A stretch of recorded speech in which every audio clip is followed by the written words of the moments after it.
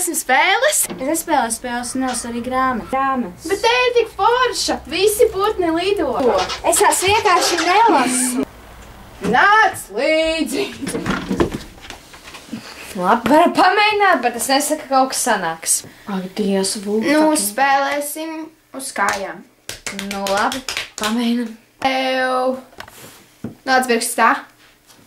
Nu, un tagad tu saki, piemēram, putns lido vai kaut kas cits, kas lido.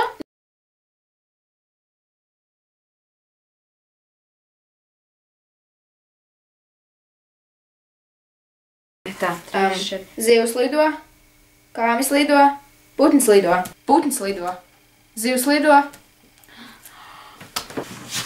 Tu sajauci! Man jādod ķīla. Nē, šoreiz es tev ļaušu iztikt bez ķīles. Bet tas bija tik jautri. Jā, par ko gāja runa? Man tiešām nelikās, ka grāmatas lasot var būt tik jautri uzlasāt. Vai jūs zinājāt?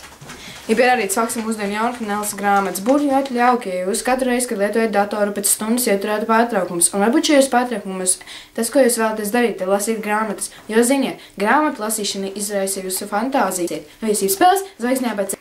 Ogas 1. vidusskolas 7. klase jums iesaka lasiet grāmatas. Ogas 1. vidusskolas 7.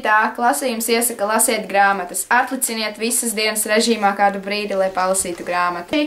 Atā!